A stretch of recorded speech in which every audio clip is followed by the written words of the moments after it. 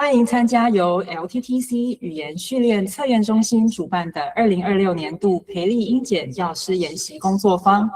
首先，我们非常荣幸，今天教育部高等教育司副司长曾新仁副司长的莅临，非常感谢您在百忙之中拨冗，还上线与大家在线上相会。那让我们恭请曾副司长为我们致开幕词。好，谢谢 LTTC 的邀请那能够代表教育部来针对今天的工作坊做一个开幕致辞的一个说明那顺便针对我们的双语计划目前的一些推动的情形，也可能做一个简单的跟各位大家来做个报告。好，那今天大概就我的资料显示那今天线上的师长大概有接近200位，然后所以主要还是以学校的英文老师这个为主。好，那我们都知道培力英检的开发都是目的是为了台湾大学在学术情境下，为了这个学术的学习所开发的一个英文的检测工具。各位师长们刚刚从这个介绍影片，大概也可以看到这个培力英检当时的一个开发的背景以及政策的脉络。好，那这些其实都是为了学生在大学的学术情境下所学习所需要的一个走培力的一个工具那刚刚在这个宣传影片也特别的强调，就是我们的双语计划那除了他希望能够达到3个一体的功效，这个3位一体的功效其实分别在这个课程的这个有关的这个开发那课程的开发以及学生的学习还有学生的评量能够达到3位一体那个培力英检基本上就是在这样的环节之下所衍生而成的。那当然今天那个除了过去培力英检为了学生这个定做的这个英文检测之外，那也非常感谢 LTTC 把这个服务的这个对象从学生开始到转移到第一线的英文教师，所以这个就是我们目前的这个为什么要举办这个工作坊。那 LTTC 从这几年开发培力英检的经验当中，他可能基本上他也掌握了一些学生的学习在学术的情境下学习所需要的一些注意事项，也因为这些的了解，他们也开发了跟一些老师的合作，开发了一些教材。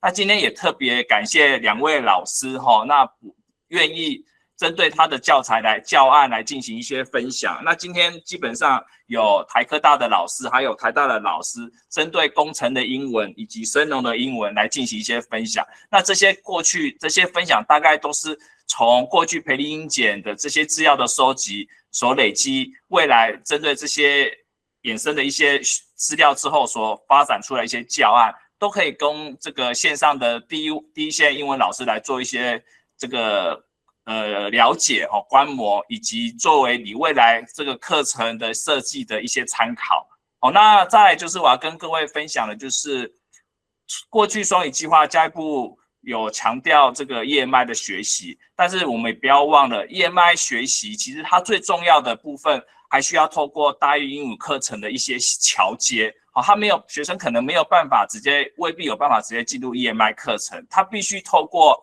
EAP 和 ESP 等这些学术英语或专业英语的课程来做这个学习。那今天我们这个工作坊把这2个EAP、ESP 把它整个融合成这个 ESAP 那做这个未来 EMI 课程的这些桥接那也发展一些教案。那这个部分其实跟教育部的目前这些政策是非常相符的。我们会希望说，在大学生在进入 EMI 专业学习之前，他可以透过大学的这个大英英语的课程，能够让他有一些基础工具跟门槛，从在 EMI 进入专业学习之前，可以先针对于他的领域的情境以及他的专门领域的一些需要的学习用语等等，能够在大英语课程能够奠下他的未来学习 EMI 的一些基础那这个部分也是今天工作坊我觉得将来非常值得借鉴的一个的目的那今天也非常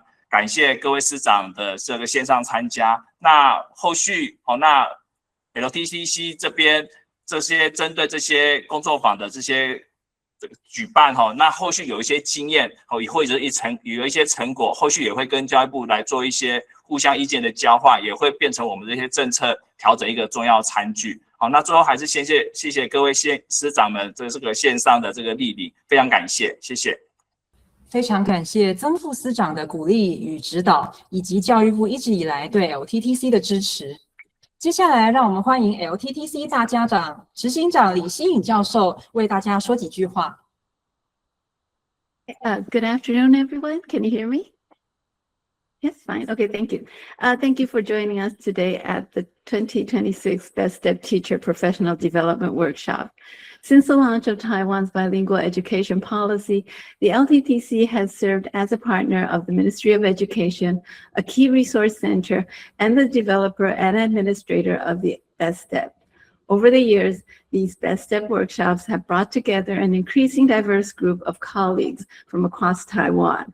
English instructors, EMI faculty, administrative colleagues, and participants from institutions both within and beyond the BESTEP program network. This growing community reflects the shared commitment across universities to bilingual education and meaningful teaching development. Supporting that commitment has always required more than assessment alone.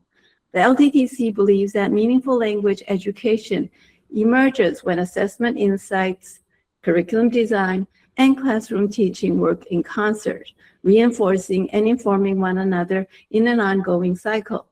Today's workshop offers one example of what this cycle looks like in practice, how assessment-informed resources developed by the LTTC have been taken up, adapted, and brought to life by university teachers across different disciplines and student profiles. We hope the experiences shared today resonate with your own teaching context and inspire ideas you can bring back to your classroom. We also look forward to hearing your feedback. Thank you very much. Thank you so much, Professor Lee, for your warm opening remarks. 感谢李执行长温暖的致辞与勉励。那今天非常难得，有教育部的长官以及来自全国大专校院的师长们齐聚线上参与本场研习讲座。Okay, now let me briefly outline the agenda for today's workshop. We will start with a session led by Vivian Liu, Chief of the Teaching Division at the LTTC, who will walk us through the EAP teaching resources developed within a BESTEP-informed framework. So without further ado, I'll give the floor to Vivian to let you know more about BESTEP EAP teaching resources. Hi guys, thank you Cindy, thank you very much. Good afternoon everybody. So I'm really thrilled to kick off and to be here today with you to share a little bit about how we at LTTC developed our EAP teaching resources and what drove us to create them, what's inside and how they've been taken up by teachers in actual classrooms. And after my session, you will hear directly from two of our partner university teachers who have done really impressive work adapting these materials for their own students and disciplines. So good stuff is coming up. Now, this is what I will quickly do in the next 10 minutes or so. So I will start by walking you through the thinking behind our materials, how our BESTEP assessment data can actually shape what we develop. And then I'll give you a very quick content overview of the EAP Power Up series, our resource books. And after that, just a quick introduction of the collaboration project that we've been running with our for actually 5 partner university. And I'll stop talking then and hand things over to our partner teachers. Now, most of us here are probably no strangers to EAP, as we've heard from the teachers. We know it matters and we know students need it. And we've been saying so far, talking about it for a while. But what's shifted is the urgency, especially as more universities now move towards EMI. So when content courses are taught in English, the stakes are different then. So students need to now read academic texts, interpret data, present findings or write reports. In other words, general English itself alone isn't quite going to carry them through a lab report or design critique or like a presentation in English. Now, so we think of EAP not as a single course, but as a spectrum from building general academic foundations in EGAP all the way to discipline-specific communication skills in ESAP. And that's where BESTEP can come in, not just a test, but as a lens it can tell us where students are struggling and what kind of support they actually need. So that which brings me to what we found and what we decide to do about it. Now, here's the thing. So we teach, we assess, and we actually have quite a lot of data on how students are doing. But are the insights actually reaching the classroom? We know not always, right? Because while we are up in the air with all this data, the students are still down there on the stairs, waiting to perform, waiting to present, waiting to write, explain the charts to the professor in English.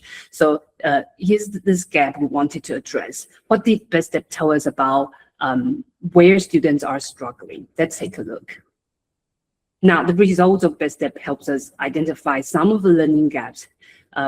From here, we can see we have found that students struggle with skills such as understanding extended discourses in listening and reading.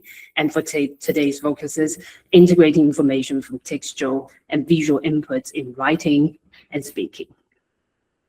Now, I won't walk you through the entire BESTEP test, but then I do want to quickly show you two tasks that are particularly relevant today, which are the speaking and the writing tests. So for speaking part 2, you can see from the slides here, students are given a chart and 3 questions. They have 1.5 minutes to prepare and another 1.5 minutes to respond.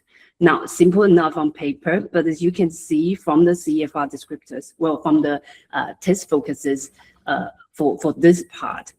Now, what we're really asking at B2 is for students to integrate visual and textual information to be able to present an argument and back it up. For writing, we are looking at part 3 here. Now, students write an integrated essay, 120 to 150 words, based on 2 figures. Again, at B2, as you can see, we're asking them to synthesize, to compare, and to argue, not just describe. So these 2 tasks tell us a lot about where the real challenge lies. So what are students struggling with? Let's have a look. Now, when we look at students' performance data, some patterns started to emerge. Now, common areas where students consistently struggle across both tasks. For speaking part 2, we see that students often not answer 2 out of 3 questions. Sometimes they do respond, but they tend to just read off the chart. This is what we often see without connecting it to their own experiences or forming an actual opinion. Now, in other words, they can describe, but struggle to argue or to integrate. Now, sorry, 4 minutes left. Thank you. And similar patterns in writing part 3, as you can see from here. Now, students might misread or incorrectly describe the charts, and even they get the data right, they stop there. We don't get the supporting reasons, or we don't really get an argument. Now, the higher order moves that academic communication actually demands are the parts that the places that really fall apart. And this is precisely the EAP gap that we're trying to address here. So EAP Power Up was born. SpongeBob here is clearly thrilled, and so are we. Now, this resource book grew out of the BESTEP performance analysis that we just shared, and then it aims to address what Taiwanese university students really need. So the core theme is to help students practice integrating textual and visual inputs, and it's designed to build language competence for academic and professional contexts, and with a focus on speaking and writing.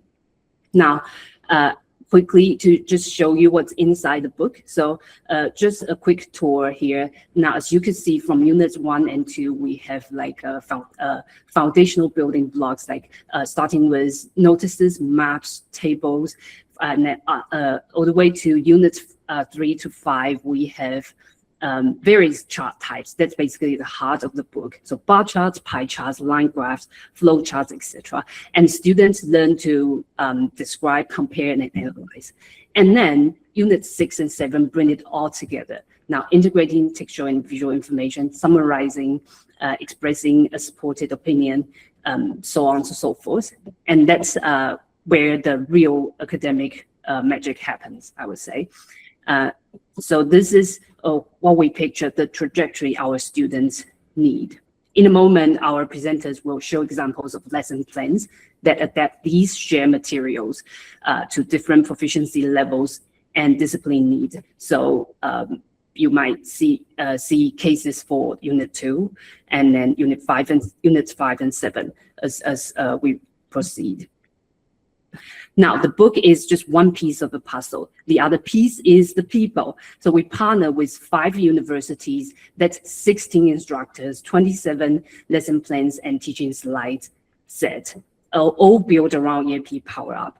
And I really want to take this moment to sincerely acknowledge these colleagues. So we've got colleagues from 台大、台科大、南台科大，还有师大 and 中正. So the teachers from here, we really appreciate all your efforts and the things that we built together. Because behind every one of those lesson plans is a teacher who took the daytime, roll up their sleeves, and turned it into actual classroom teaching. Thank you very much. That's basically so many of you see the number, but actually 0 complaints, which is a miracle. Okay, now here's what makes this collaboration particularly meaningful. So these lesson plans aren't just supplementary materials; they are actually open access resources, freely available for any university English teachers to download. Now, you can see from here, if you visit our website on Bestep, so the website, you could find them all on here. If you could explore a little bit. And here's a glimpse of what actually is in the pack. Now, on the left, you will see the EGAP lesson plans covering everything from describing, poster and flyers, and then to ESAP lesson plans from here. Now, you could also see the course slides just for you to download as well. And then here it's also, we've got the EAP Power Up available free for download in English. So this is for our international partners or anyone who would like to explore it beyond the Mandarin context. Now, this is also for you to download online if you are interested. And since we are on the topic of resources, I will quickly, Cindy is staring at me now, I'll quickly introduce our latest publication. You've seen, so this is the second book that we have. And then this time we focus on interaction and presentation. And really it's, you can see as a more talkative sibling of the EAP Power Up one. Now here, we bring this into a discipline-specific context. So if you're exploring more topics on ESAP, this is really worth exploring that you could take a look. Now, just some of the sample pages from here that you might be interested. Okay, so before I hand things over, it's just all these resources are just a scan away. So very welcome to scan the QR code. And after this workshop, I really hope that we're going to send you an email for the teachers who actually use our resources. And we'd love to hear from you, because I'm not saying you are having this magic one and I will make whatever you say happen, but it would be really good that we hear some feedback from you and for us to improve a little. And we will prepare a free book from 金奖优秀作文选集, and then you will enter this prize draw for our new book here. Okay, so that's all for me, and I'd like to chat more later. I'll give it back to Cindy. Thank you. Thank you, Vivid, for your informative overview of how our teaching resources can be applied in real-life learning contexts. Following up, I believe many of us are now especially interested in seeing how these EGAP learning resources can actually be adapted integrated into real ESAP courses. Let's direct our attention to Professor Zhu Fangyi of NTUST as she takes the virtual stage to present her lesson plan on academic presentation in engineering. Okay, hello everyone. Good afternoon. Okay, so hello, my name is Zhu Fangyi. I'm from the Language Center of Taiwan Tech, and today it's such a pleasure to be here to share some of my experience of helping students develop academic presentations in engineering in an ESAP speaking course. So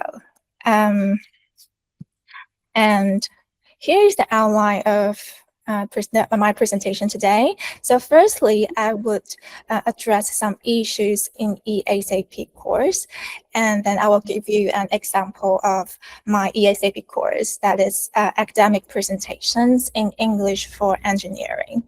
Okay, then next, some pedagogical framework will be provided, and I will also share a lesson design for you as an example. So finally, some students' feedback, and I will share some students' feedback and a reflection briefly. Okay, so let's get started with issues in ESAP. Okay. So ESAP, English for Specific Academic Purposes. So these courses teach tailored English skills for particular disciplines. So we are hopefully can prepare students for the further EMI lecture and research. So in our ESAP course, you may expect you may expect your students from similar academic background. For example, in my class, they are all engineering-related majors. Okay, and then the ESAP course is more discipline-oriented. Okay, so under these circumstances, we as English teachers, we may have more complex roles and would tend to face more challenges. For example, we may be assigned to teach a course that you're not really familiar with. Okay, so that means you may have to spend more time to prepare your lessons and do the practice and design the high quality course. And also sometimes we may feel that our confidence and self-efficacy are challenged to some extent. Okay. So in order to solve these potential difficulties, here are some tips for you to get started. Okay, so we may choose a field that you're interested in so that you feel happier while you're preparing your lessons, and you may not feel that stressful. Okay, and to think positively, in this way you can learn some more new skills and be equipped with more skills and know more knowledge. Okay, that would be awesome. Right, so next we can also consult with content areas teachers, so or even work with the subject teachers, so that you can know that if your syllabus has to revised or like you can just include more contents or topics to be covered in your course. Okay, and so that to be suitable for those students in a certain field. Okay, next, you can also develop a good course title and learning objectives, so that you can attract more students. Okay, and then also you can hire teaching assistants if you. Oh, why? Okay, so I think someone is muting my microphone again, so. But I believe we can hear you now at this moment. Oh, Yes. okay. Yeah, it's weird because I keep receiving the notification of muting. Okay, Yes. right. Okay, no, that's fine. Let's continue. Okay, sorry for interrupting. Okay, so next here. So I will show you the example of my course, Academic Presentations in English for Engineering. So in this course is designed to develop the oral presentation skills for students majoring in engineering-related fields. So through all those classroom activities and all the practices, students will learn how to prepare and deliver presentations in English within the engineering domains. So that is, I'm not teaching engineering-related subjects such as calculus, mathematics, or mechanics. Okay, so Instead, this course aims to enhance students' public speaking and presentation skills, as well as the effective use of visual aids. So after this course, students are expected to be able to communicate confidently with others in various academic or professional settings, and reduce anxiety for public speaking or English presentations, and develop the ability to express opinions and engage in discussions. So ultimately, they can demonstrate professional competence through presentations and strengthen their competitiveness in the future job market. So after this course, this is really helping them to develop all the skills, not only just like presentation or communication in general field, but also they will equipped with skills in those professional domains and their future careers. Okay. And then in addition, I also work and consult with subject teachers and engineering-related professionals. So they are invited to my class to be judges for our midterm presentations and final group projects. Okay, and also they are serving as guest speakers, so they not only provide some comments of their students' performance, but also share their precious experience of conference presentations or academic work, or even some useful tips for their future career. Okay. Right, so students really think that these are really helpful. Okay. And then I will provide you some pedagogical framework and a lesson design. So here are 4 key strategies for the course design, including first, clear learning objectives and alignment. So we have to ensure our course objectives, teaching activities, and assessment tasks are perfectly aligned. So students will understand what they are going to learn and how they are going to be assessed. Okay. And we can also use spiral design. For instance, we can always revisit key skills and vocabulary at increasing levels of complexity. Next, we can apply teaching methods like learning by doing. So this builds tasks that simulate real-world professional use and promote problem-solving skills. So students can be active and be able to learn and research by themselves, both during the class and after classes. So as teachers, we can also double check that if students have learned well. Okay, so lastly, we can also use project-based learning teaching strategy. So it means that we can anchor learning around a project, such as writing a business report or give a persuasive presentation. Okay, so they can either learn and then complete the task by themselves, or they can work as a group with other team members. So they can learn from each other and make improvement together. Okay. Right. So meanwhile, we can just use motivating strategies to improve students' learning motivation. Okay, so here are some examples, such as providing good learning environment and decrease learning anxiety. For instance, we can provide clear instruction, demonstration, and grading policy, so students won't feel panic and they know all the rules, all the contents they are going to learn, and all the objectives they want to achieve, and that how they can be assessed. Okay, and next we can help students feel confident asking questions and not afraid of making mistakes. So keep encouraging them and give them positive feedbacks to encourage them to get involved and engage in class. Okay, Next, we can allow our students to have enough practice and preparation time.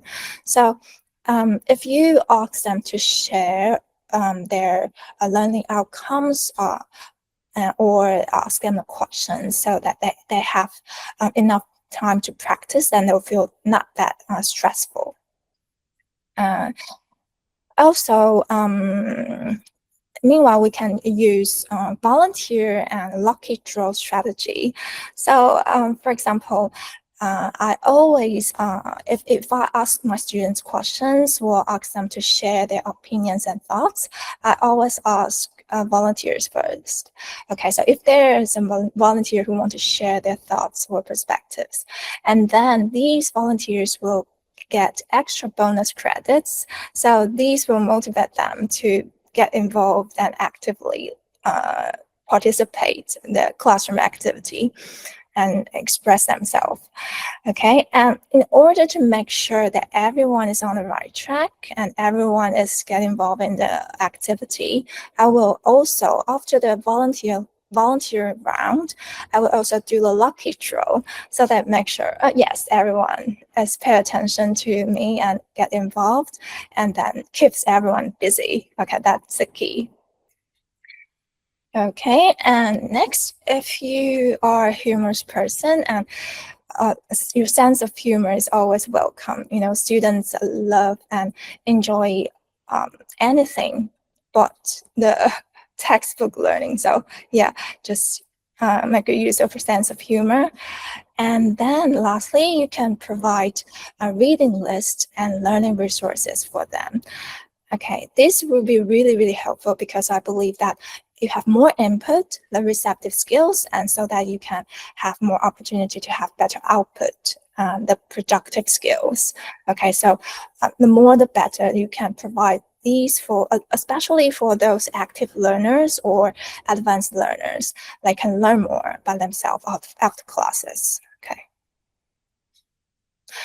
Right, and in addition to those good environment and reduce their anxiety, we can use interesting and practical materials, okay, such as authentic documents, workplace simulations, real case studies, and etc. And it's very important to show relevance and importance of the course to our students so that they can connect the learning directly to their learning academic or professional goals and their future career, so that they are more willing to learn and more motivated to get involved. Okay, and yeah, because they will think, oh, it's relevant, right, and important. Okay, next one, we can also foster there's a confidence and self-efficacy. It's also very important, and we can start with achievable tasks to build their early success, okay, and so that they can gain some sense of achievement. And then we can provide constructive feedback, highlighting strengths. This is very, very, very crucial and very helpful to give our students positive feedbacks.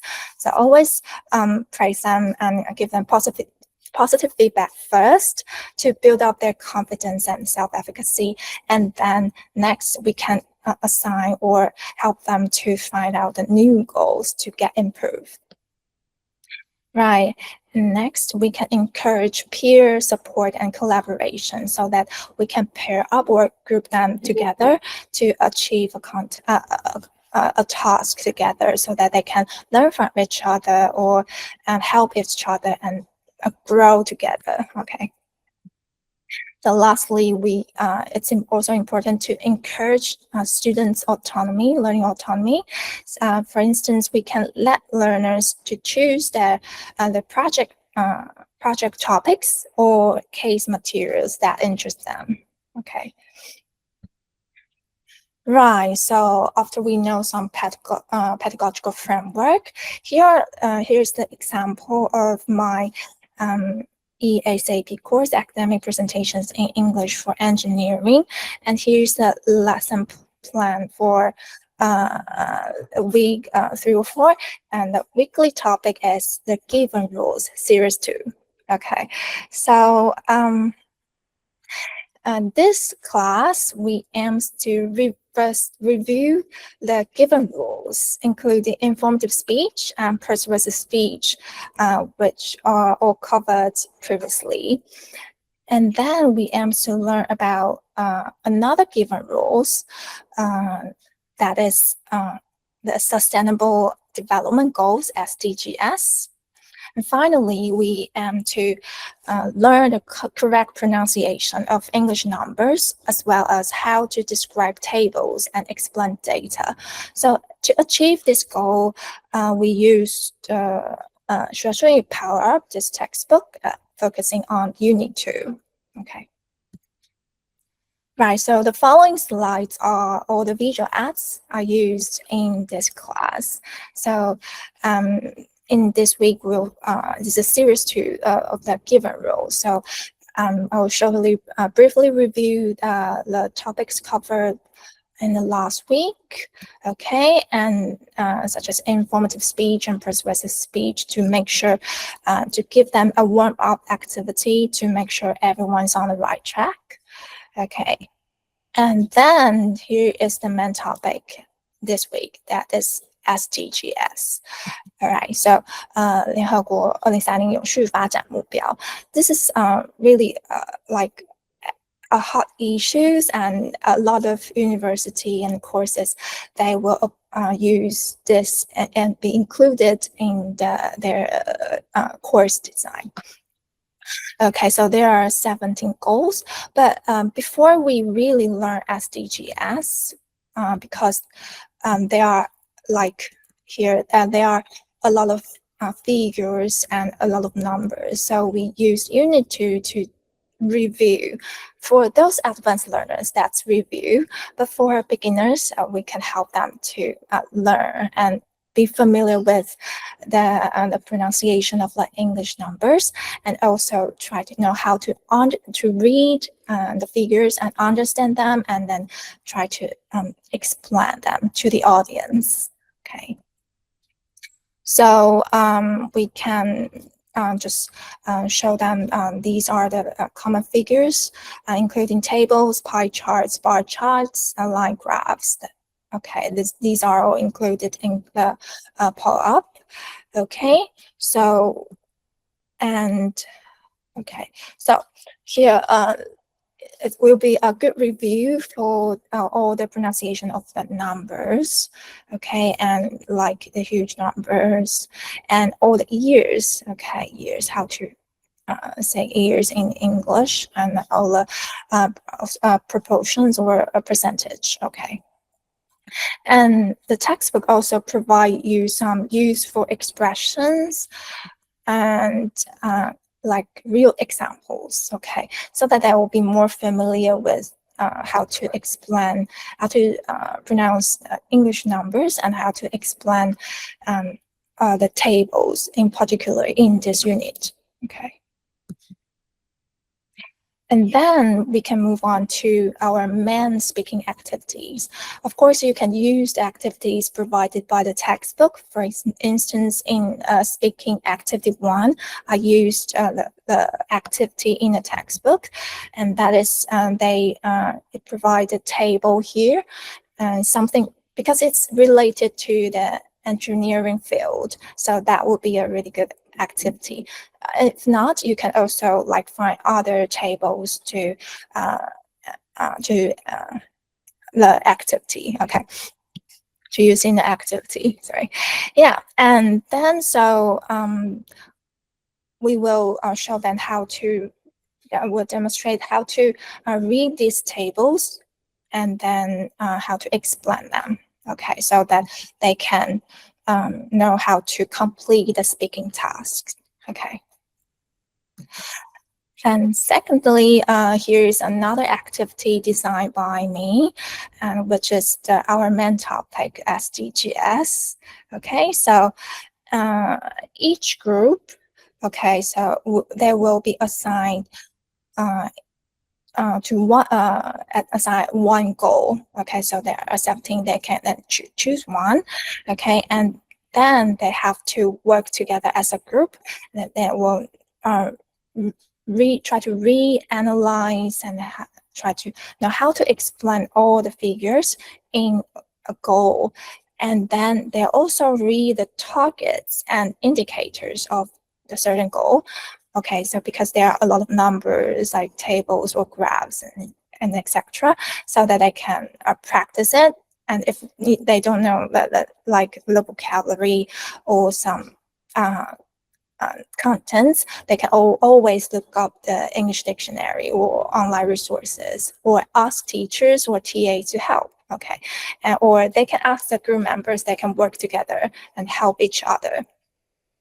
Okay, so after they understand and practice, and I will ask each group to showcase, to explain all the figures, and then to share the targets they choose. Okay, each one will speak up, will explain one target, and also they may share their personal feedback, which particularly related to the engineering field. Okay. Right, so that's all the activities in the class, and then I will also give the concluding remarks, a key takeaway for my students, and assign assignments for my students. For instance, you can do a further activity to ask them to explain a graph or a table of their choice, or doing extra activity like I assigned a jumping activity, but due to time limit, I will just skip. This is another story. I'll just skip this part. Okay. Right. Okay, and next will be student feedback and reflection. So luckily, my students, they demonstrated positive attitudes toward classroom learning and activities. So they learn from the activity. And students show active engagement and satisfaction with the course activity. So overall, students reflect positively on their learning experience in class, which is awesome. Great. Okay, so as for the learning objectives, have they learned well? Well, have they reviewed the given rules? Yes, tick.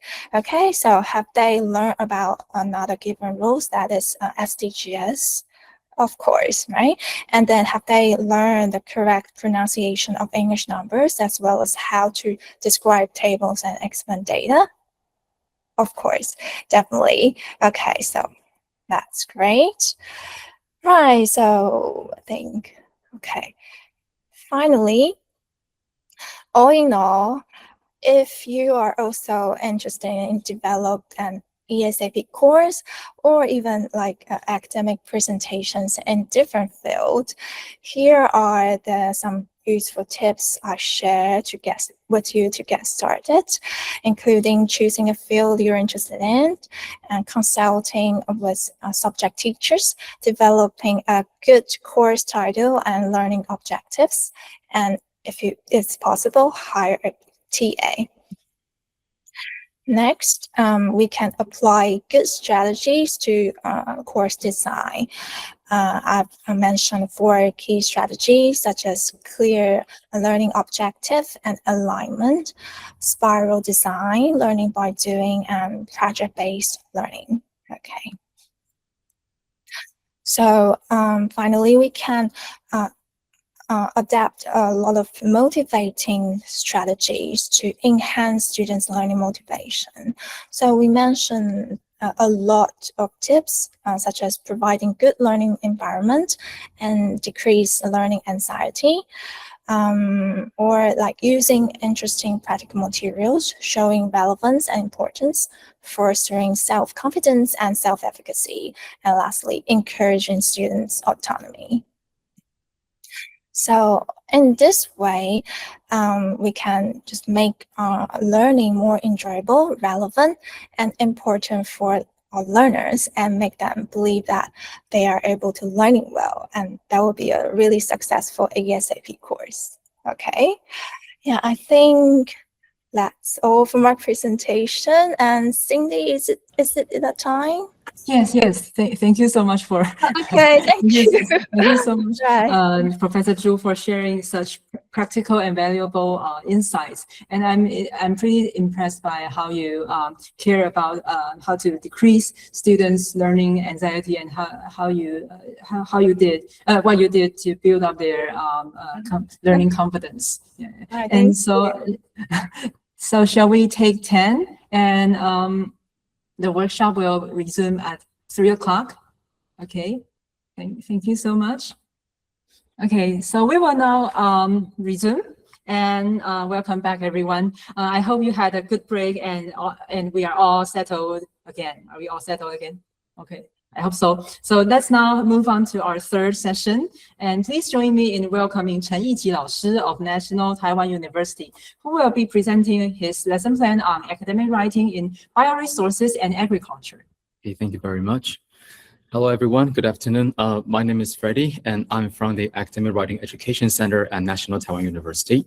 And first of all, I would like to point out the fact that I'm truly honored to be here to be able to share one of the most unforgettable and exciting experience of mine in integrating my writing pedagogy and the very special book and into an ESAP course. And also, I would like to thank LTTC and Steve and Grace, who have been supporting me during the process of the project. Because as many of you might have noticed, I am far from being a confident speaker. So in fact, I'm kind of envious of all of you who will be able to enjoy the inspiration from Professor Chu in the previous session, while I was only panicking and trying to make myself being able to be inspired. Okay, so first of all, I would like to talk about several components of this talk. So here's a table of content for today's session. First of all, I would like to talk about why writing became the focus of my ESAP course. And also I will talk about the materials and the activities I developed and used for this project. Then I'll move on to the course plan and the course procedure. And lastly, I would share some of the insights from my students, which later became the inspiration and the lesson for me in response to the lesson I designed for them. Okay, so first thing first, why writing in ESAP courses?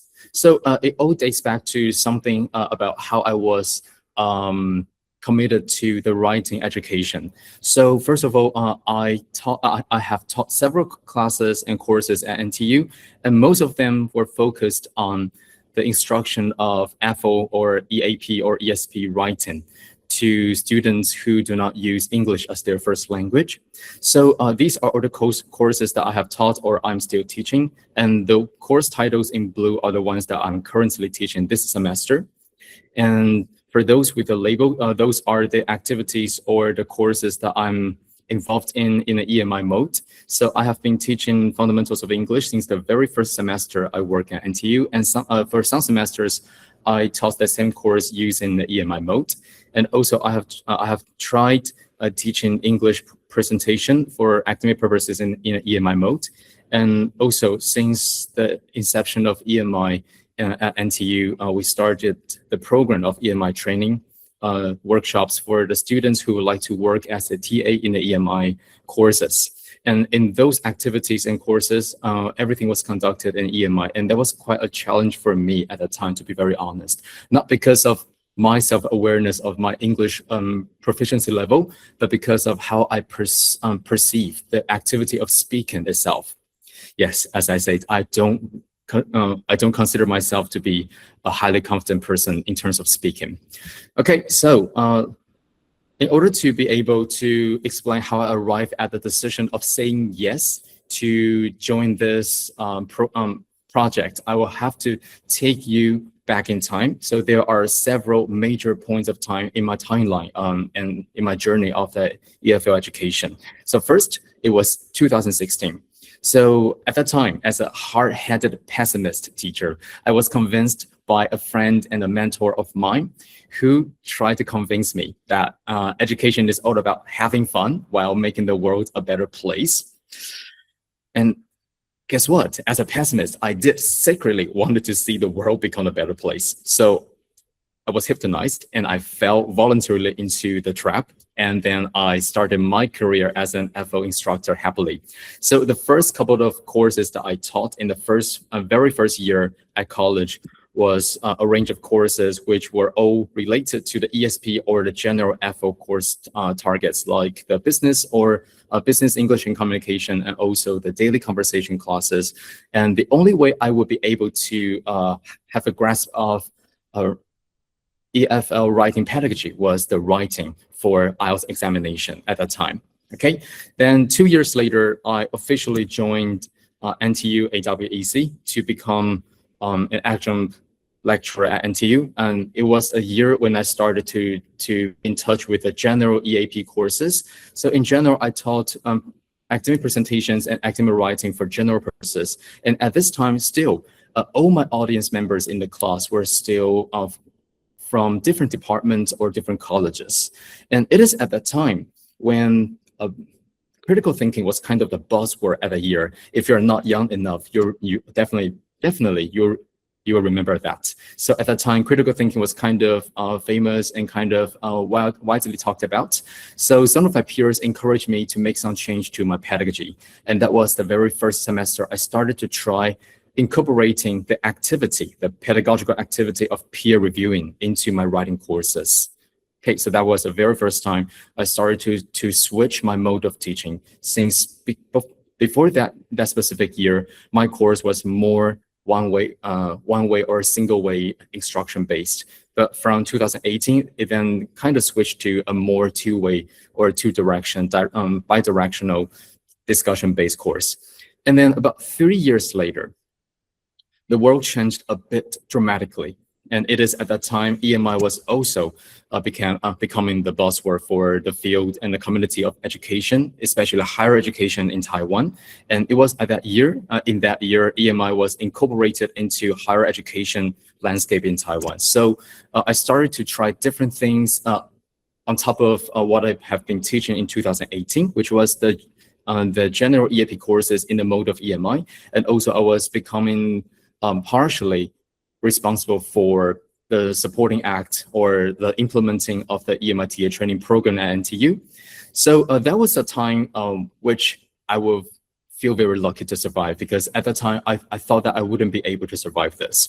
And looking back, I know that it was during those years, those 2 years, the first couple of years, beginning from 2021, that I gained a lot of new perspectives, and I got to reconsider the way I had been giving instructions to my students and arranging my course content and delivering my speech to my audience members, simply because teaching the same content in an EMI and non-EMI context would definitely require different kinds of techniques, right? So about 4 years later, I was hit by a block.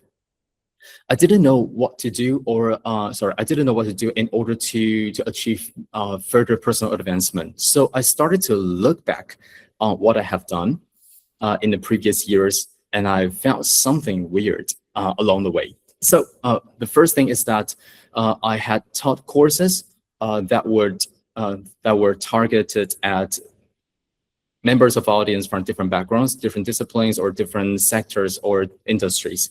And then there are some courses that would encourage students to write, to express their ideas, and even to exchange their feedback.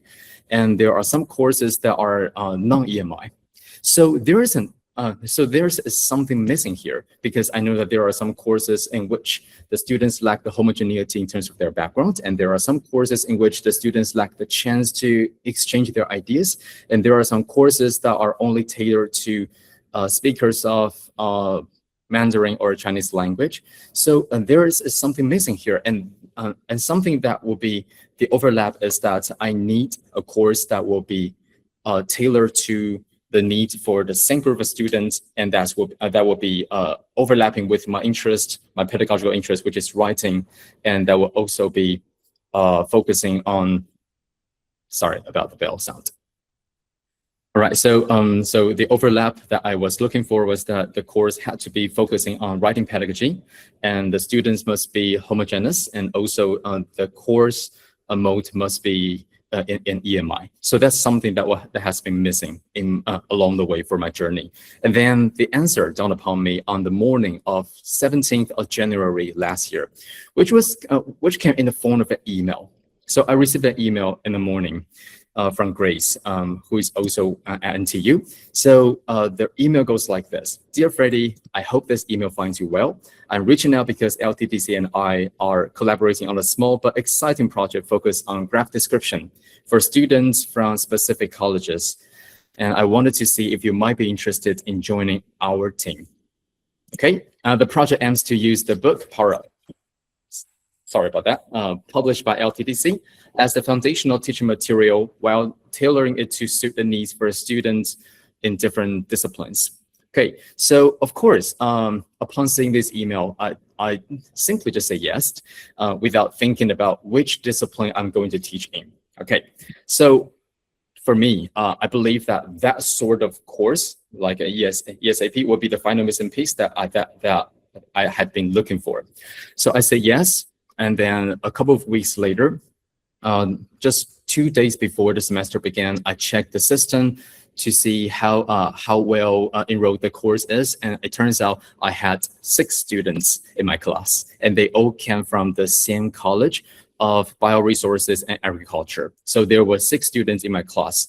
And I know this doesn't look good from the perspective of the KPI, but for the instructor, it will also be perfect because we get to design a smaller sized in-class activities for my students. And after I checked the department in terms of their departments, I realized that they came from really similar backgrounds, at least from my perspective, because their college will offer some mutual courses for all of them as the basic training. So there are students from agricultural chemistry, the Department of Agronomy, the Department of Biomechatronics Engineering, the Department of Entomology, and the Department of Horticulture. So all of the students have similar training backgrounds, perspectives, learning goals, levels of language proficiency, and of course, motivations, since this is an optional course for them. Plus, they are all remotely distant from me in terms of our training background and expertise. And all of them were interested in learning to master the skills in this class for an instrumental purpose. In other words, in addition to the course credits, they were signing up for this course because they wanted to prepare for TOEFL, IELTS, or BESTEP examinations. So for me, they are the focus group writing pedagogy targets. For me, they are the ideal students in the class. And then all of the 6 students were willing to provide aid and feedback for others in completing assignments or in-class tasks centered around the discipline-specific knowledge in the course. So in other words, they were all willing to automatically form a supportive learning group in the class. Since we had a relatively small class, this means that even they are divided into groups, there will be a relatively small group of 3 in each group, and I'll be paying attention to each of them. So they were really counting on each other. Yes, apart from me. All right, so in order to make sure that I will be able to fulfill their needs of learning, I did a very quick interview for each of them and a quick survey as the assignment during the first week to double check with them what they wanted to learn and what they wanted to take out from this course, and if there's any other instrumental purpose for them. Perhaps maybe they want to take the language examination, or maybe they would like to advance their English proficiency so that they will be able and more confident in presenting the conference when they are studying the postgraduate programs. So in order to after collecting all their learning purposes and their interests, I started to set my goals. And in order to make the goals achievable, I pre-planned a set of materials and activity for them. So here in this presentation, let's take a look at the materials first before the activities. So about the materials, there is a package of materials I prepared, including the PowerPoint slides for the class and also the writing rubric, which I regularly use for my AWEC courses because that's a writing center. So the rubric that I use was somehow triple examined by my colleagues at AWEC. And of course, I adapted one of the versions from AWEC and used that in my course here.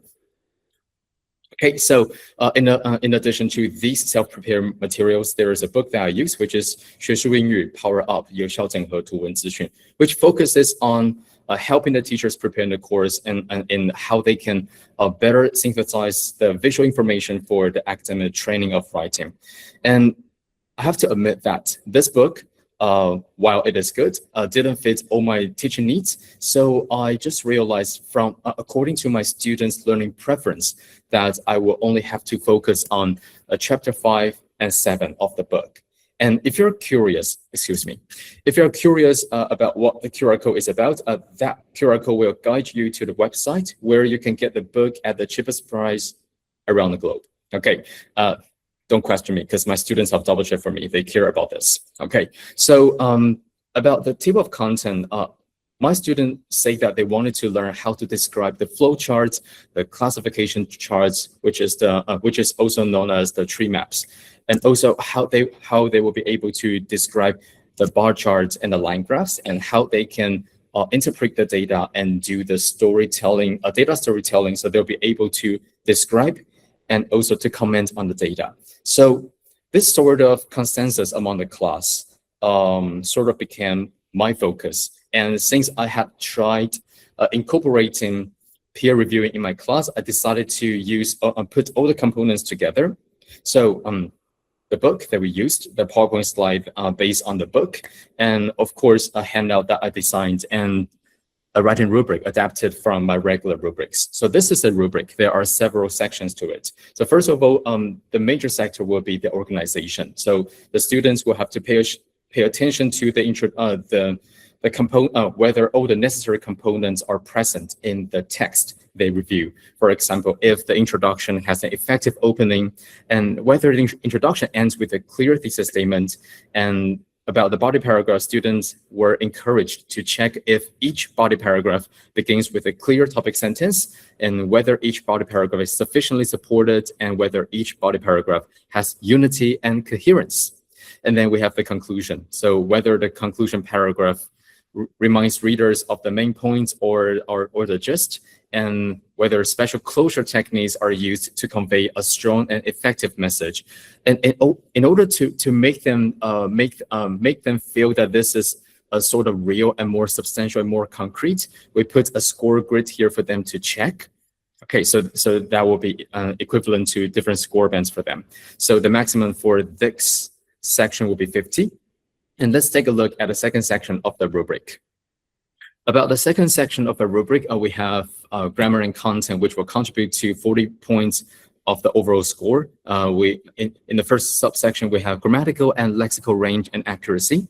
So among this subsection, there are three criteria for them to use. First, the essay demonstrates the writer's command of verb tense, aspect, and voice. And second, the essay demonstrates the writer's understanding of structures.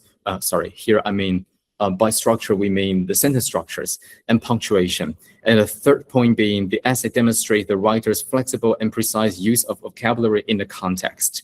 And then we have another subsection, which is content, with the first criterion belonging to this being the essay successfully responds to the task. And the second being the essay successfully explains all the components in the visual provided. And again, we have another score band for them to take on. And then there is 10 points, there is another section constituting the 10 points in the overall score being format, like the title centered, a paragraph indentation, the page number required, the spacing according to the teacher's requirement, and the file name and the word limits. Right. So and also the citation. But however, in the case of this course observation, we didn't include that criterion. The criterion of citation was not included. Okay. So I also left a small space for them to type their feedback, because we believe that simply grading, simply evaluating peers' work or students' work in a numerical set is not the most ideal way for them to find where to point out where they can make progress. So I left some space for them to key in their informative feedback, so they will be more concrete and they will be more straightforward in terms of how their peers can work on to improve their overall text performance. So far I have talked about all the materials, and then we'll move on to the activities. So in the class, the students, since I had only 6 students and they were divided equally into 2 groups of 3 members, and since the course observation was only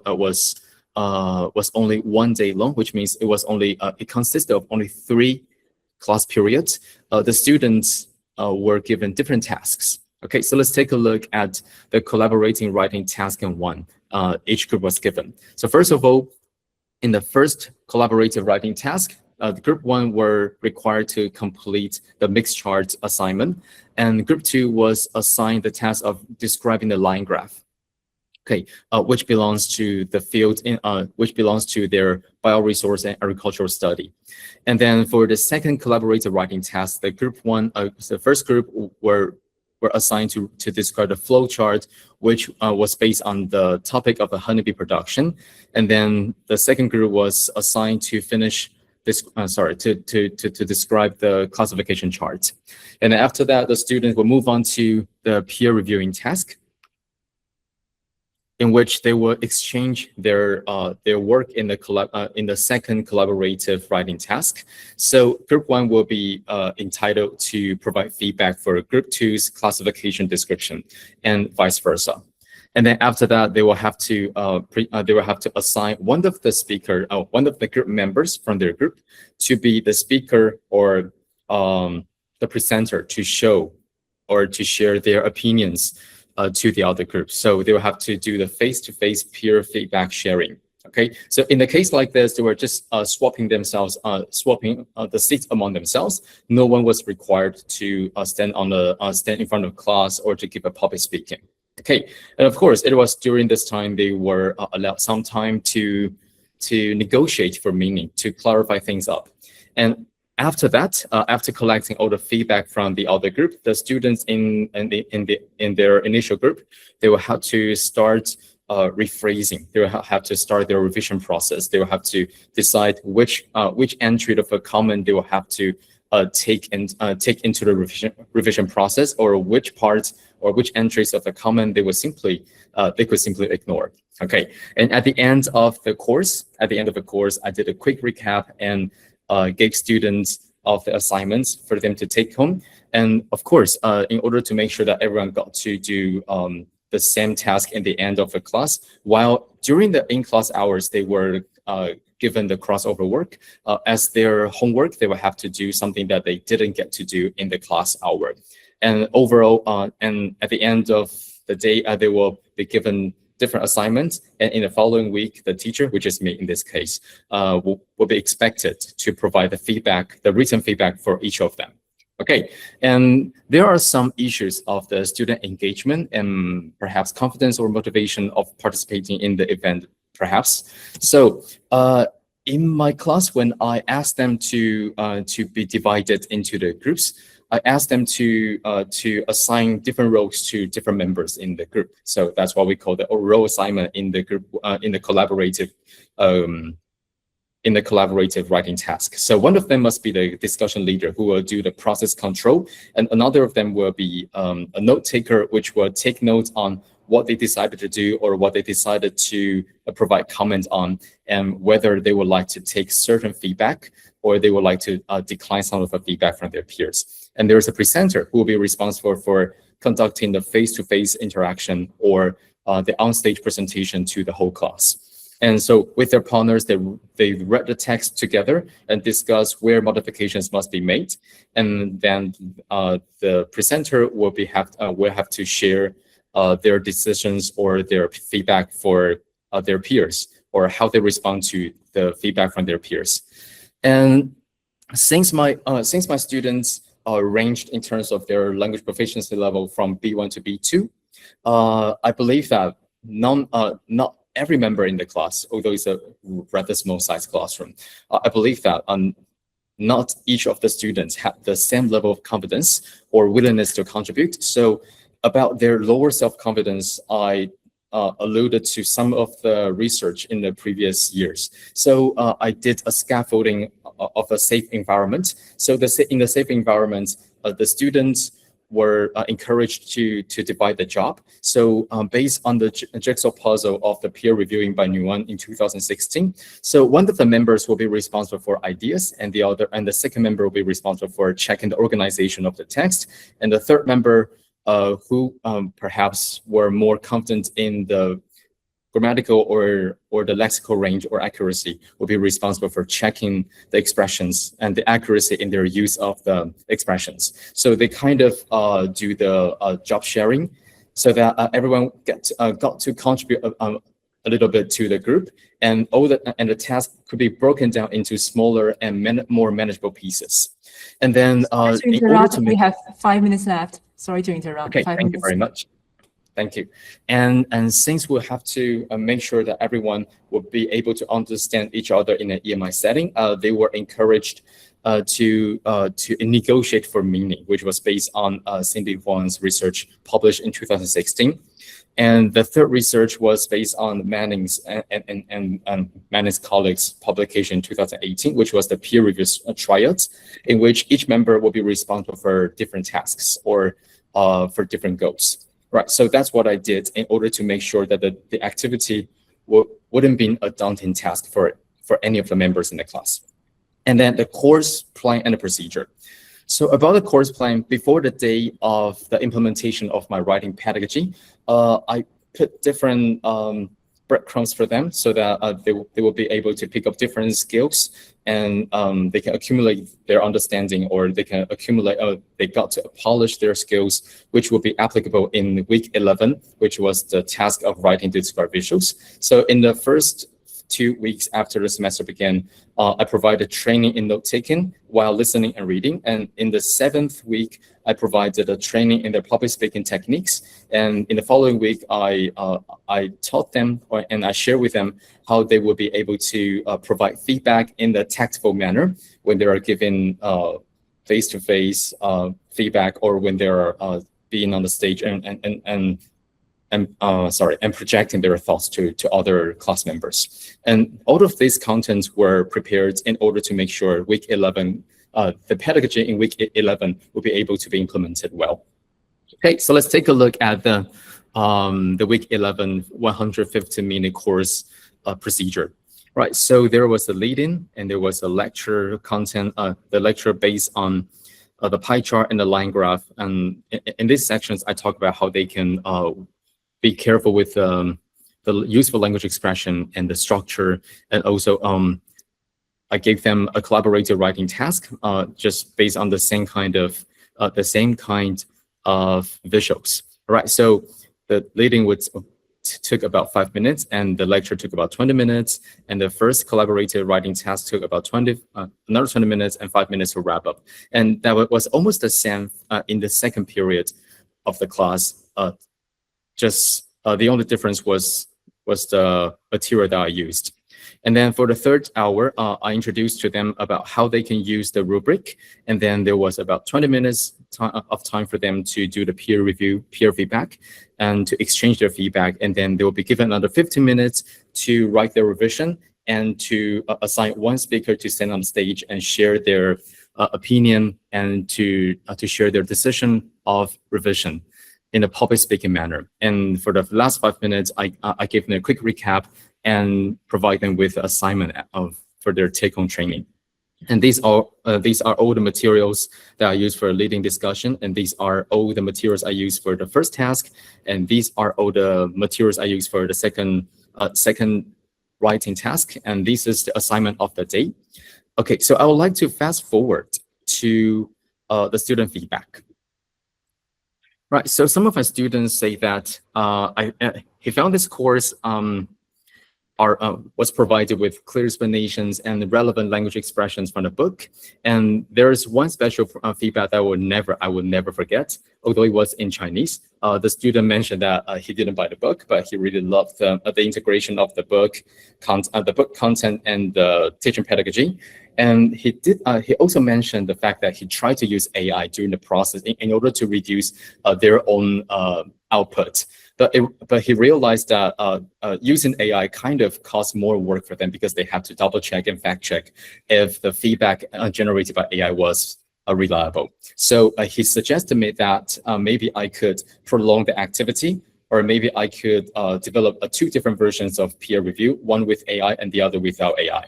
Right, so that was the course procedure in retrospect. So I decided that for my future reference, I would simply I will only assign one group or category of visuals at a time. So for the first 30 minutes, I will still explain the structure and common expressions or useful expressions for writing to describe visuals. However, I will also add in a sample analysis practice for them, and then I'll give them 40 minutes to create something based on their discussion, and then another 40 minutes for them to do another discussion based on their peers' work. And there will be two different versions, with or without AI.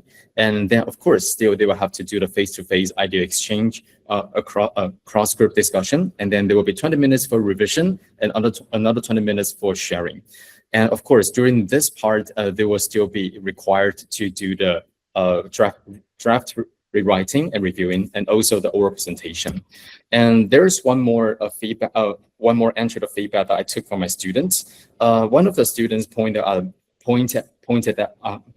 that maybe I could give them more freedom in terms of choosing the authentic example as a take-home assignment instead of being assigned by me or being given by me one required task. So in order to so that they will be so this course will better serve their learning needs, which I personally agree.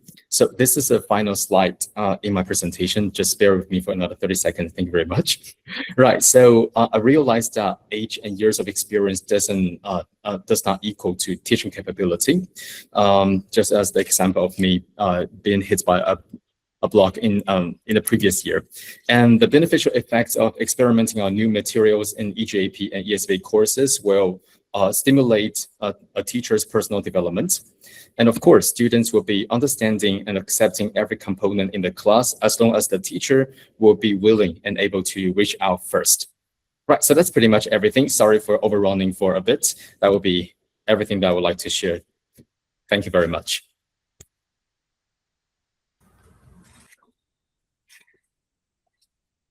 Okay, thank you, Yiqi老师, for your thoughtful and informative presentation on how you teach academic writing in bioresources and agriculture. And I believe the audience, including me, we are all impressed by how your solid rubric design and also your in-class activity of swapping different roles while during their feedback provision. Okay, and now let's proceed to the joint reflection session.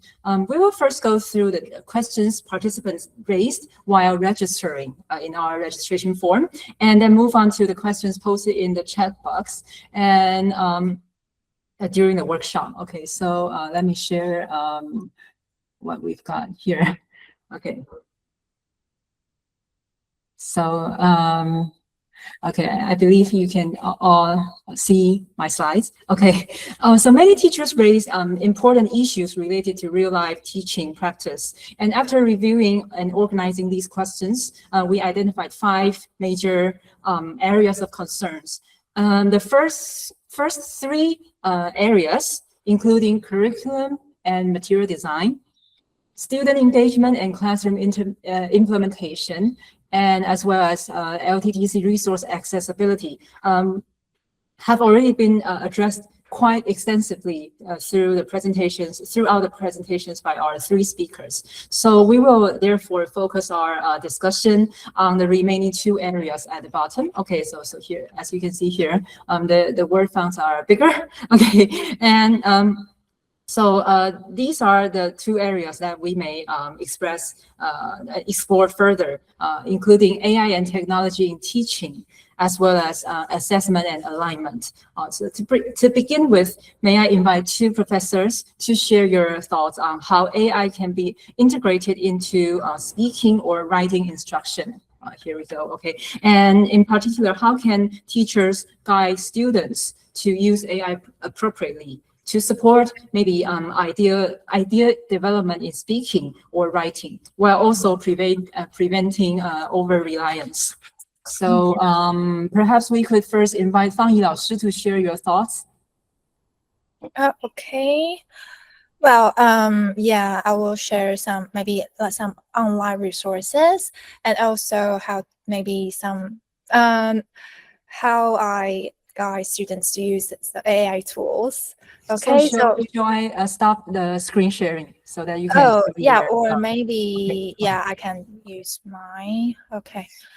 Okay, you may have the floor to share your Yeah, some ideas recommended I can AI resources. covered in my previous presentation. So that will be, yeah, here you go. There are some good resources. Some you may really already familiar with. These are especially very helpful for developing the speaking skills. For example, I think we should always encourage students to use English dictionary. For example, this one, Cambridge Dictionary, is well known. Okay, a lot of English teachers will really encourage students to do so, and because you not only read the words, but you have to say it, communicate with others. So pronunciation is also important, and this Cambridge Dictionary provide you the 2 different accents, British accent and American accent, so that you can choose to learn from. And a lot of like not only like, for example, if you use English Chinese dictionary, you may not know how to use the words correctly in the sentence, and so English dictionary will provide you a lot of different meanings of the world, and also the examples, real examples. And so while you are learning a language, you have to have more inputs, as what I discussed previously. So there are like free official websites from a lot of different medias or magazines, such as like BBC or VOA, that provide a lot of different authentic materials like news articles or videos, or even focusing on language learning. Okay, and of course presentations. Here's the TED Talks. Okay, they provide a lot of presentation or talks that you can learn from, not only that their presentation skills, but also learning the contents and learn from different fields. Okay, so and next, you can always create a learning space in your daily life. So since our students enjoy using their phones, they'll use phones several hours every day. So I think it's a good idea to, if they have the social media accounts, it's a good idea to encourage them to subscribe English channels, or like follow the English accounts, so that when they like just use their phones and to scroll all the information, so they will inevitably to watch those clips or view those English messages, so that they have more inputs. Okay.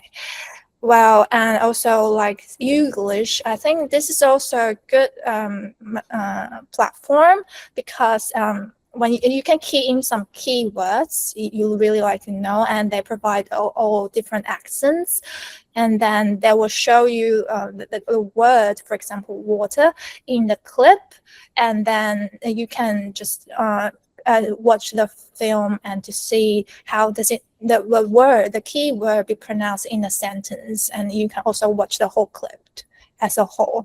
Okay, so I think English is also another one. And as for AI, okay, like ChatGPT, Gemini, and these are all like a lot of people's good friends now, right? Okay, so and of course, a lot of students and also teachers will use AI to help them to, for example, develop some ideas of classroom preparation, okay, and or like English language learning, etc. Okay, so for like speaking skills in particular, I think some AI right now you can directly communicate with AI, and you can ask all the questions and talk to them, and maybe ask them to provide you the useful suggestions, okay, or like alternative phrases that you can also use. Okay, and I think for teachers, you can, or a student, and they can also, like, for example, today I learned 3 vocabularies, and you can ask them to, like, make a story and including these 3 vocabularies, so that you can read the article and know how to use this vocabulary, and even have a simple quiz to test whether you have learned it or not. And then you can just read it out loud and ask AI to check if you read it properly or not. Okay, give you further suggestions. So I think it's really like helpful tools. However, we have to really pay attention to if we have good AI literacy or not.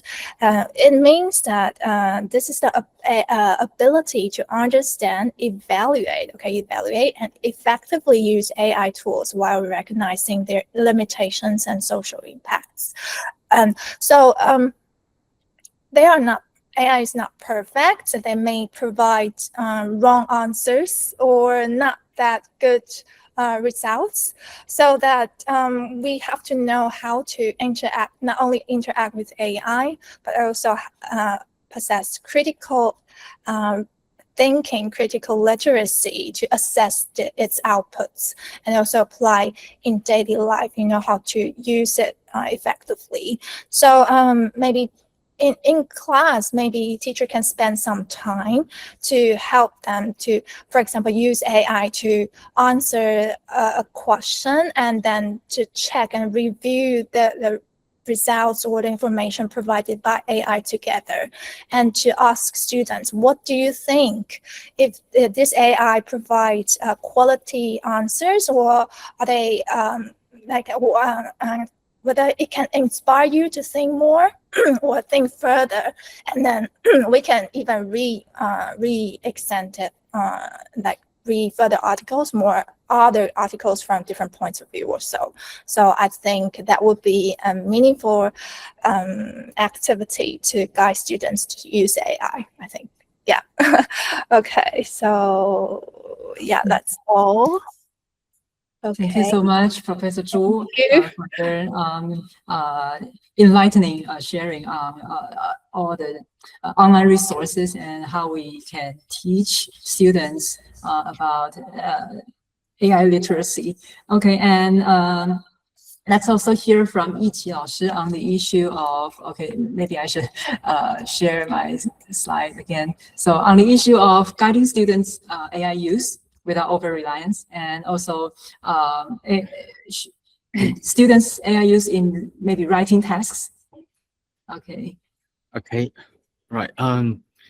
So thank you for inviting me to answer this question. And just as Professor Zhu has said, the problem of AI literacy or hallucination is kind of the issue for the students in their production or in their reading. So in my courses, I usually talked about some of the writing conventions or the conventions of language expression, and how they are, and how these are related to the common pitfalls of examining. Sorry, and how these are relevant to the pitfalls, the common pitfalls of using the AI. So, Cindy, would you mind if I share my slide here? Okay, I have Thank you very much. stop sharing. Yeah. Okay, right. So for different purposes of teaching, I usually talk about some of the more common resources or skills that I would like them to acquire before I formally begin the course. So as part of my teaching focus in one of my classes, which is AI Power English Writing Application, so I would introduce to the students that why AI is such a problem for them in terms of their test credibility and reliability. So I will just explain to my students on the left-handed column, these are all the features that I, as the instructor of writing, that I care about.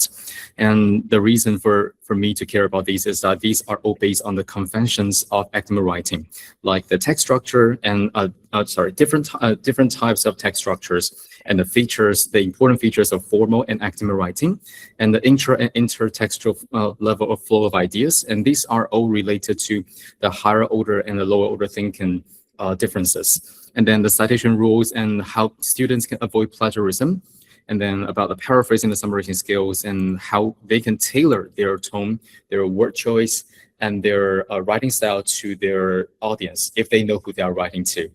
And of course, it will be also important for me to stress how the skills of self-editing will be able to help them identify the pitfalls among the AI-generated text.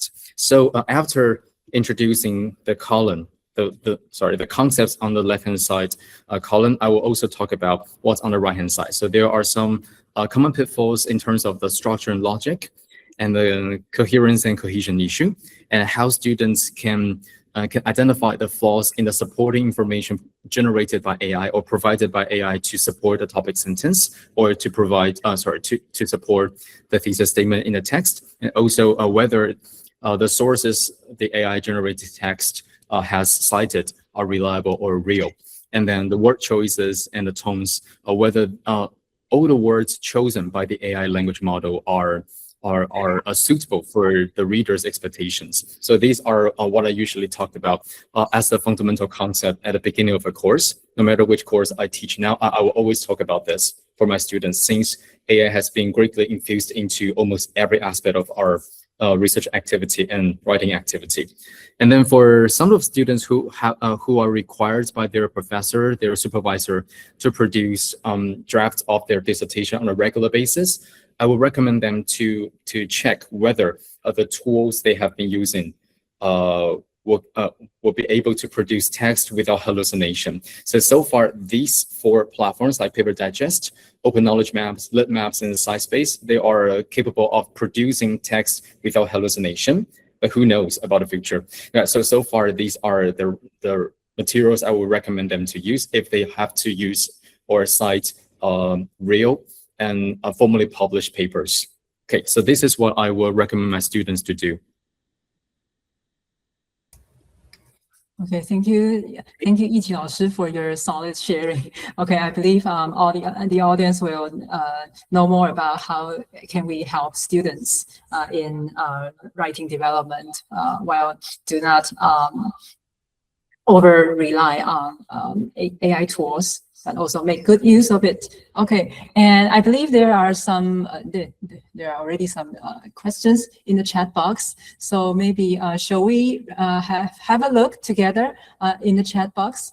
Okay, so Professor Huang Yizhong 老师吗? Okay, at 3:30, he asked, the question is, for both presenters, just curious, what kinds of human and material resources do you have when planning your ESAP class, especially when it requires a lot of content knowledge? For example, does your school assign someone for you to consult or collaborate with? Who would like to start off? Okay, 易奇老师. Do you mind, Professor Chu, if I answer this first? Yeah, of course. Yeah. Okay, thank you very much. I have to be frank about this. I, in fact, panicked a lot during the process of preparing for the course. Right. So during the vacation period, when I realized that was I had to teach an ESAP course, which is distant from what I know about. I decided to ask for help from my TA. So I realized that I will be put in a situation where I have to fact check all the sources that I find on the internet or generated by AI. So I did a lot of reading, and just 2 weeks before the class, I decided to hire a TA who comes from a similar field to the students' discipline. Okay, so the TA I chose was Clement. He's a postgraduate student from the Institute of Ecology and Evolutionary Biology. Oh dear. So the Chinese name will be 生态与生态与演化生物学研究所. Right. So this guy, Clement, he had basically everything his juniors know about, all the knowledge about the topics that I will cover in the course.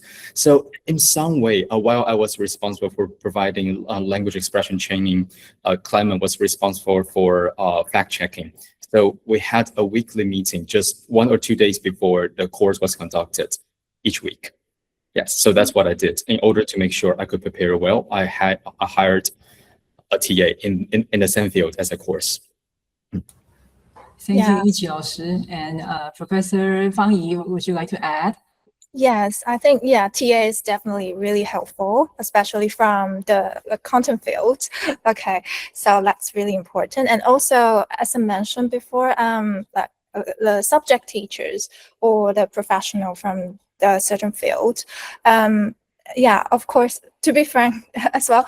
So no resources. Okay, so there's a blank space, and then I'll just consult my colleagues and also my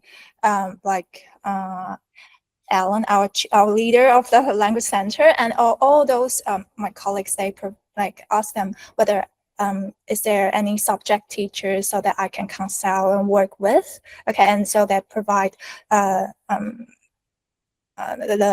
candidates that I can approach, so that we can right now become good friends and good.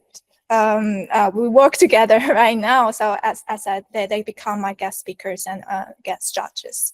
Okay, and also it relies on your previous 人脉. Okay, you can ask your previous friends from at that field, for example, like engineering field, and ask them also help you to become the guest speakers or consult whether your syllabus will really helpful for your students or not, or give you some further advice. So I think you have to really ask for help so that you can get some help. Okay, thank you. Thank you, Fang Yi 老师. And here's the second question asked by two teachers, Rebecca Lin and also Michael Kornick. Okay, so we have kind of like to combine it because it's on students' anxiety of speaking. Okay, it says both of you have taught students how to express opinions. I think it's kind of hard for most of students who haven't been encouraged or trained to speak up. So could you please share some strategies or tips about how to train students to express opinions with reasons or details instead of saying something general? And Professor Michael also pointed out that especially for how to effectively lower the students' anxiety of speaking, especially in English. So maybe Fang Yi 老师, it's speaking. Okay. Yes, speaking anxiety, I know that. Okay, especially for low achievers, they really need a lot of positive comments and encouragement and warm classroom and environment and atmosphere, I would say. Okay, so as I mentioned before, I use extra bonus credit for the volunteers and also do a lucky draw. But however, maybe some first half of the courses, I'll more allow them a lot of time to prepare to think first, and they have the chances to practice and or even exchange opinions first with their partners or group members. And then in the end, I will finally I'll ask them to share their ideas with the whole class. So that step by step they can practice and feel not that anxious or nervous. Okay, and then so that they have the time to prepare. And in maybe later courses, they will have shorter time, or maybe they can answer your questions spontaneously. Okay, so you can see their progress, but and also I think make them be familiar with the classroom environment, and also allow them, encourage them to speak is really important. So every time I will give them the microphone, and then they will get used to the voice with the microphone, and everyone's like used to that everyone has to speak up to express themselves, and then I think there will be a group chemistry together so that people are more willing to talk. Yeah. Okay. So encourage them. That's quite important, I would say. Yeah. Okay. Thank you, Fang Yi 老师. I believe your students will feel very heartwarming in Thank you. your class. And Thank you.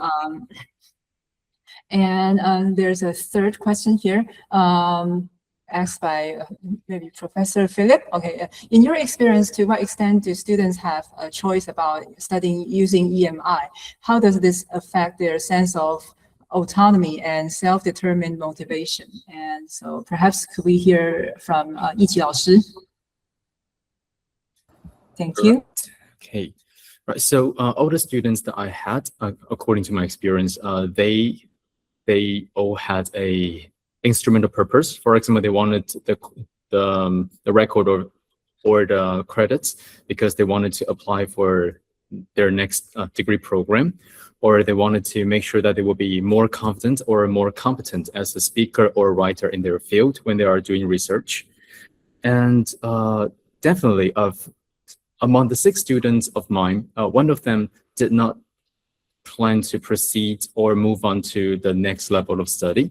So he was more laid back, and surprisingly, he performed better or more confidently as a speaker on stage, while the others focus a bit more on their performance of writing. They care about different things. So I decided to make sure that those who have different abilities or different preferences will have to work together in the same group so they can contribute to each other, and they'll be able to form a supportive group. And in terms of their autonomy, since it was smaller size class, I had a chance to understand each of them in terms of what they were interested in. So I tried to connect the course content or the keywords or the topics in the course or the course plan with something that would be more personal to them. So, for example, for one of the students who were a huge fan of David Bowie, in the class we talked about reptiles, and then we tried to talk about lizards, and we tried to make a connection between David Bowie and the specific species, and we talked about how they are similar to each other. And the student had a blast. They were having such a good time. But all the other 5 members in the class couldn't understand why he was having such a fun. Okay, right. So I tried to make sure that the content or the topics were relevant to each of their interests or some of the students' interest. Yes, so that's how I did it. Okay, thank you, Yiqi 老师, for your practical sharing. And okay, and I believe we have another area of concern, which is about assessment alignment. And let's hear hear from Vivian Liu what she has to say. Hi guys, so just quickly find something that might be genuinely useful for everybody, because sometimes we get teachers asking about their formative tasks. So the tasks they do in classroom, how do they design the task they could really assess what they teach? And then often I'll just quickly share my so if you could you see okay? Yes, you can. Okay, so here are just some of, so if you here's a practical way to look at this. If you look at your lesson objectives, for example, something like this, and you might write them in can-do statements, for example. So like as you've seen today in our resources books or in the lesson plans that our partners have shared, there are dimensions that you could look at. For example, for today's session, if you were thinking of speaking and writing tasks and you want to connect your tasks to a reference framework, you could check these 3 aspects. Are your statements containing topics? Do you actually have the function in it? And then could you look at students' linguistic performance? And if you start from there is actually a way to align your task better to what you were teaching. With the keyword is now how you actually connect it. Be it BESTEP, CFR, ACTFL. There are just few ways of reference framework. So it's a reference, so it's really something that you can consider. And we've actually done this for you. So there is a resource pack of how there are actual steps for this, and you could check out the steps, and it's been done before in one of our workshop, and you were welcome to scan the QR codes again, just to either watch the video to go through the steps, and a very practical way to do it. So it's all from me for now. Thank you. Okay, thank you again, Fang Yi 老师、易婷老师 and Vivian for sharing your teaching reflection, offering us inspiring insights on how to make practical use of various teaching resources. Okay.